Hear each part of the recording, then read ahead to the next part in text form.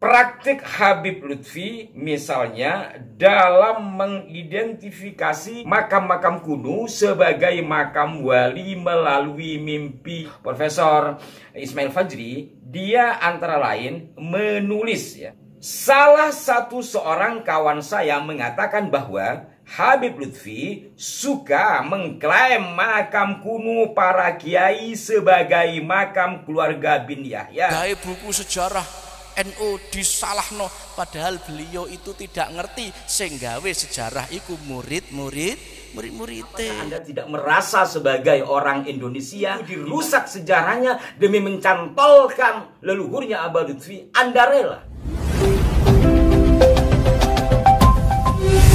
Assalamualaikum warahmatullahi wabarakatuh. Salam jumpa, salam sejahtera untuk Anda semua. Salam persaudaraan dari kami Aras Bilan Channel. Saudara-saudaraku, pada edisi kali ini saya akan melanjutkan dari bahasan beberapa edisi yang lalu berkenaan dengan pembelaan seorang ustadz terhadap Abah Lutfi berkenaan dengan makam palsu dan sejarah palsu. Yang mana pada saat itu kami telah memberikan bukti-bukti yang nyata di lapangan bahwa yang menurut ustadz itu yang buat adalah orang-orang musafir kemudian di atas namakan Abah Lutfi. Kami berikan bukti, fakta nyata di lapangan. Bagi yang belum, nanti silakan untuk menyaksikan. Nanti biar mempermudah, linknya kami taruh di kolom deskripsi.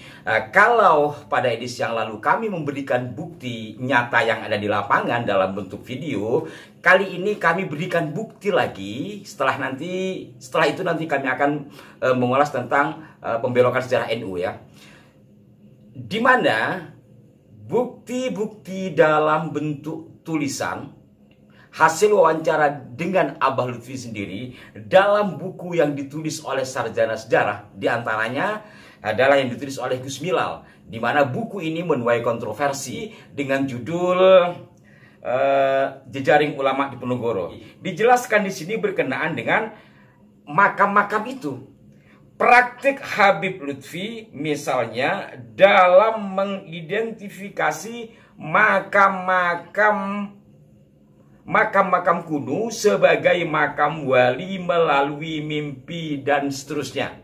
Ya, nanti Anda silakan baca. Intinya bahwa ada fakta tertulis dari hasil wawancara seorang sarjana sejarah terhadap Abah Lutfi berkenaan dengan identifikasi makam. Ya. Kecuali dari buku ini, saya juga akan memperkuat dari buku yang ditulis oleh Bapak Profesor Dr. Ismail Fajri. Ini juga sudah pernah kami ulas, yaitu dalam buku What is Religious Authority. Ini sangat gamblang, di mana ini sesama Mbak Alwi ya, di mana Pak Ismail Fajri ini sebagai seorang profesor untuk mengetahui otoritas keagamaan pada saat itu setidaknya sekitar 2 tahun lebih beliau hidup dengan Abah Lutfi. Ini sudah pernah kami ulas. Untuk edisi kali ini kami hanya ingin membuktikan bahwa Abah Lutfi menurut hasil tilian dari sesama kaum Alwi sendiri, yakni Profesor Ismail Fajri, dia antara lain menulis ya. Salah satu seorang kawan saya mengatakan bahwa Habib Lutfi suka mengklaim makam kuno para kiai sebagai makam keluarga bin Yahya. Narasumber lainnya menuturkan bahwa Habib Lutfi melakukan yahyanisasi kuburan kuno. Sebagaimana tulisannya kami kasih tanda panah.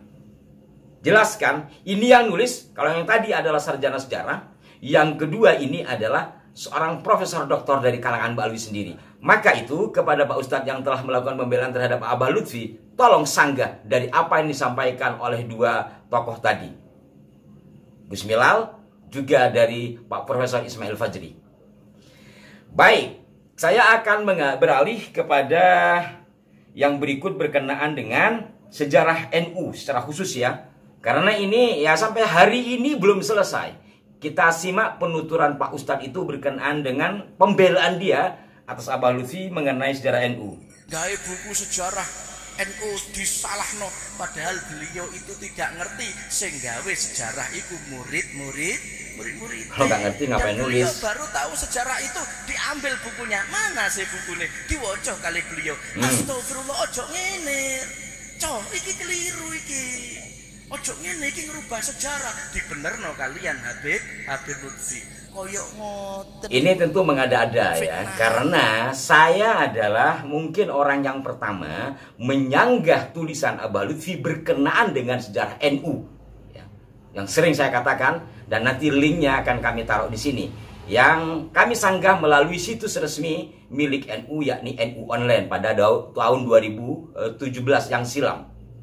Ya, saya ulang-ulang ini sebagai bukti bahwa setidaknya sejak tahun 2010 ke atas, sejarah tentang NU versi Abah Lutfi ini telah dikemukakan. Dan kalau dikatakan tadi murid-muridnya, tidak bisa, karena saya yang menyanggah sendiri pada saat itu. Tentu atas dukungan sejumlah kiai. Dan saya sempat ditelepon oleh seseorang yang mengaku sebagai penderaipun Abah Lutfi. Saya juga ditelepon oleh sahabat kami sebagai red pill pada saat itu dari NU Online. Katanya, pada saat itu saya masih agak keras ya. Ada telepon dari ini. Terus mau ngapain? Mau debat gitu waktu itu. Oh tidak, katanya yang di website sudah dihapus. Berarti yang Pekalongan salah ya Kang? Ya saya nggak tahu, tanya sama dia, saya bilang gitu. Intinya pada saat itu ingin ada mediasi antara saya dengan Abah Lutfi. Itu pun belakangan baru saya tahu dari Red Pill NU Online. Jadi kalau dikatakan seperti oleh Pak Ustadz tadi, itu menurut saya jelas-jelas berbohong dia. Karena pengalaman yang kami lakukan tidak seperti itu. Untuk memperkuat ya, kalau mungkin saya dianggap ngarang, silakan nanti Anda baca di NU Online ya.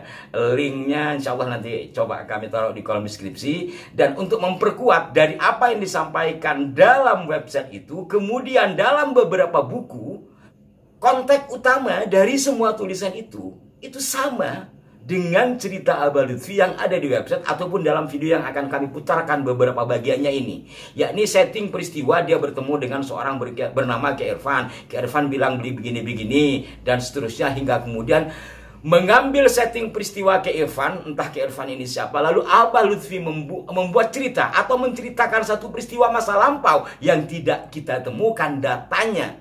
Kita simak beberapa kisah yang kenang zaman Syed Ahmad Zaini Dahlan, muftinya pada waktu itu luar biasa, bintang-bintang.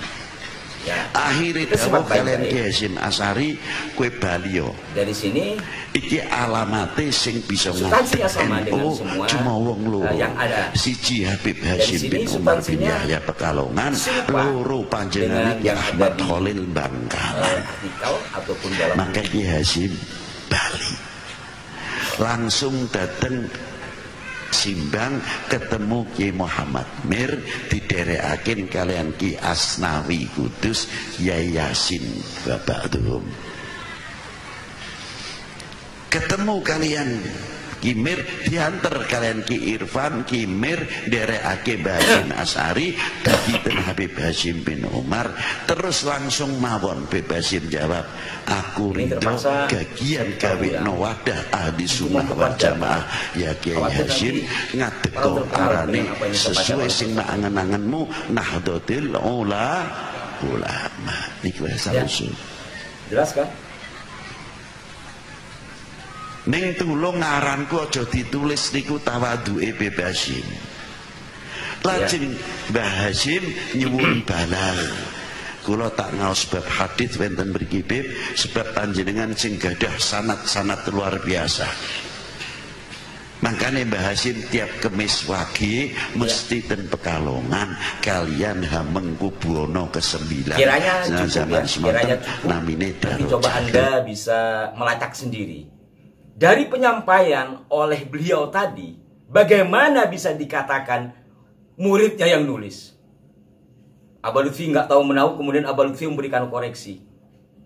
Tolonglah Pak Ustadz ya, jangan di dalam melakukan pembelaan seperti itu. Karena nanti akan merusak nama Anda juga.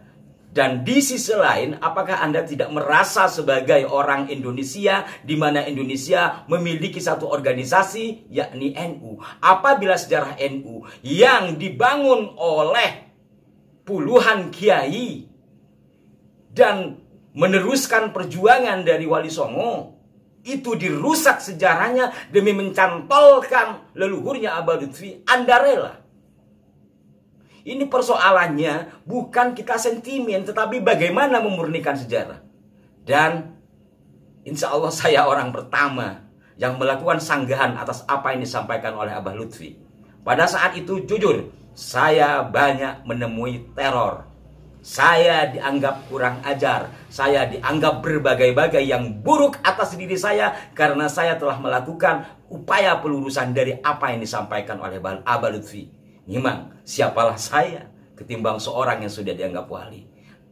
Namun bukan hanya karena keberanian saya, kebetulan saya miliki data, tidak. Ada sejumlah kiai yang mensupport saya. Kalau tanpa kiai-kiai itu mungkin saya juga nggak berani ya ngelawan wali gitu.